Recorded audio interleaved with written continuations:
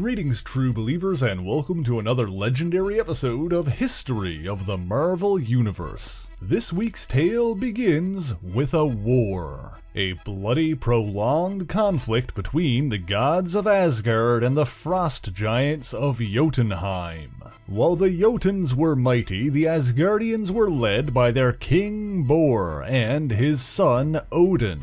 But then one day, as Bor drove the giants back, a powerful sorcerer appeared on the battlefield. Odin rushed to his father's side, but it was too late. Before disappearing, the sorcerer had transformed Bor into living snow. His body unable to hold itself together, Bor asked Odin to find someone capable of restoring him, returning his form to normal.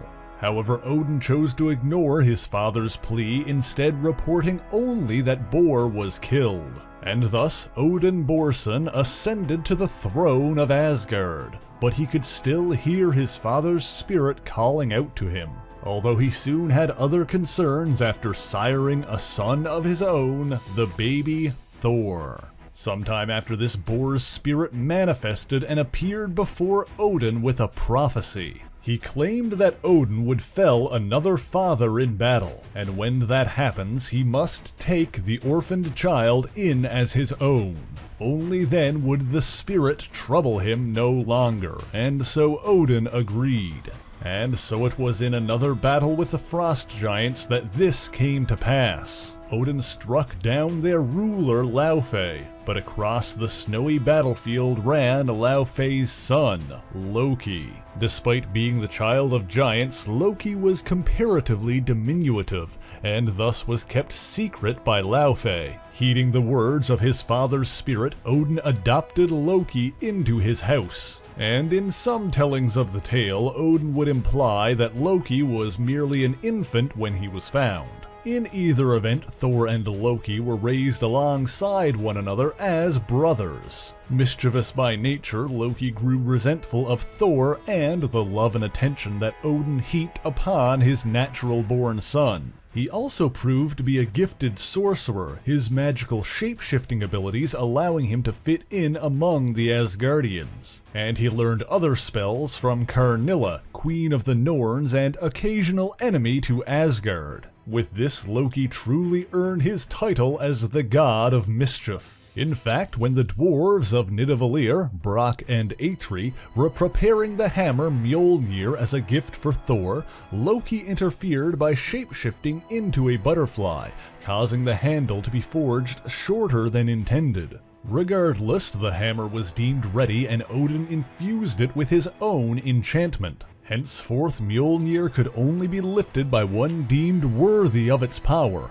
and Thor began the arduous task of proving himself capable of wielding the hammer, all the while Loki plotted behind the scenes, desiring the power for himself. However, all his schemes came to naught, and by the time the two had grown, Thor had proved himself worthy of Mjolnir. Still, Loki continued his antics, at one time targeting Thor's beloved, Lady Sif, and her beautiful golden hair. Sneaking into Sif's chamber while she slept, Loki sliced away her shining locks. However, Thor quickly deduced that his brother was the only one capable of such trickery. Forced to make amends, Loki approached Brock and Atri, asking them to weave a new head of hair for Sif. However, Loki brought no payment for the dwarves, and so rather than gold, the pair pulled down the blackness of the night sky to weave the new tresses. Loki's scheme was truly all for naught, for when the dwarven magic allowed the ebony locks to take root, Thor found Sif more beautiful than ever. As time rolled on, Loki's schemes grew ever more sinister. Eventually, Odin sentenced him to 2 weeks of imprisonment, but of course his magical powers allowed him to easily escape. Having grown weary of his failure to break away from his brother's shadow, Loki stole a horse and rode for several days. Without food or water, the steed eventually collapsed, and Loki himself began to grow weak as he wandered into an enchanted forest. Enough so that he was unable to defend himself from a greedy horde of tiny trolls. Fortunately, he was soon found and recovered by an old wizard named Eldred.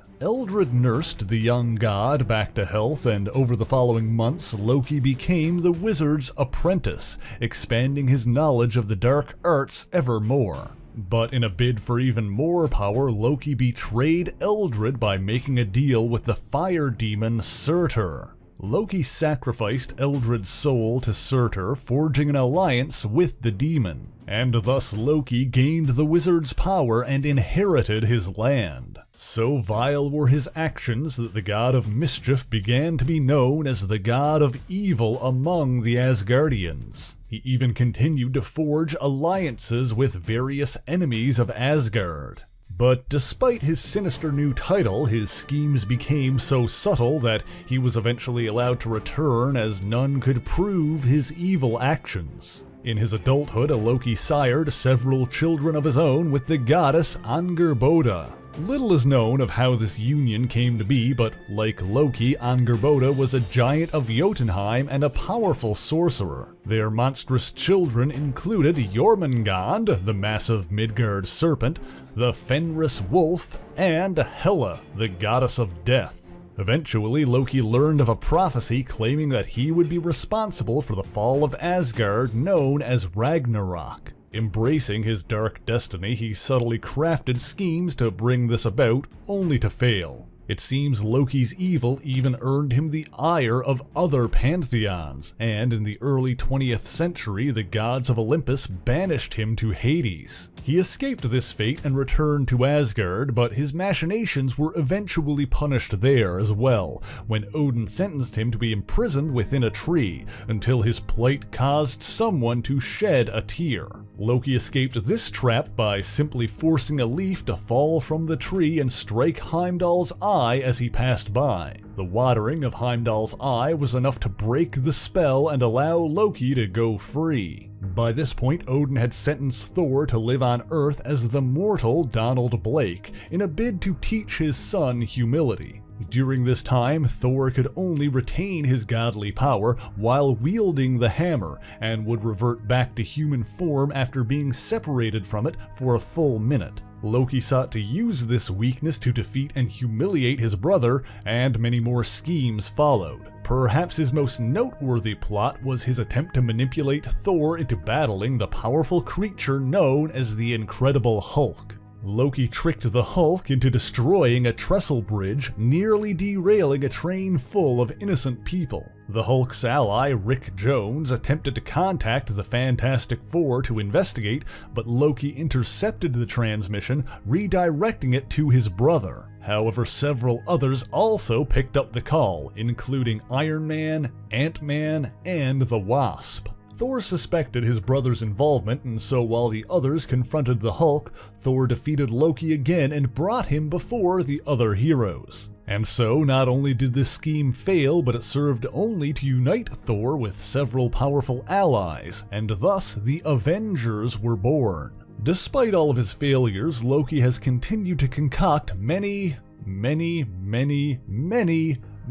sinister plots. Of course, most of these ended in failure. However, he did eventually succeed in bringing about Ragnarok when the fire giant Surtur destroyed Asgard. Thor allowed this to happen as he had learned that the Asgardians were stuck in a never-ending cycle of death and rebirth, their history doomed to repeat itself. And so while Asgard was destroyed, Thor demolished the loom of the fates which perpetuated this cycle. After this, Thor used the Odin power to restore Asgard and its people free from the threads of destiny. However, Loki still had one last prophecy to fulfill, one fate he was required to embrace. To accomplish this, he approached his daughter Hela, who used her dark magic to send Loki backwards in time, back to the beginning of our story, back to the war between Asgard and the Frost Giants. There he cloaked himself to disguise his appearance and met Odin's father Bor on the battlefield,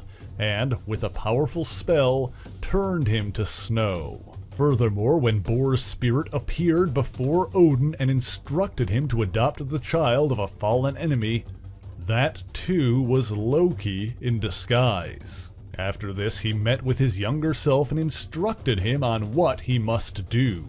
And so it was young Loki, at the behest of his future self, who convinced his father Laufey to attack Odin's forces, beginning the battle that resulted in Laufey's death. It was also by the older Loki's instruction that the young Loki ran forward to show sorrow for the death of a father who had never given him love, a lie designed to ensure his destiny. And thus the elder Loki returned to his present, having caused his own past. While the dark arts at play would not have allowed him to interfere with these events, he was in fact required to cause what happened to happen. And thus it is Loki who is responsible for the origin of Loki. And thank you so much for watching this video. If you enjoyed it, please leave a like, share the video, and subscribe for more Marvelous content. Be sure to leave a comment letting me know what Marvel hero or villain you want to hear about next, and as always, the issues referenced in this video are listed in the description below if you would like to read them for yourself, as well as links to other places you can find me, including my Patreon page, where for only $1 a month you can get your name in these special thanks here. So until next time, true believers, Excelsior!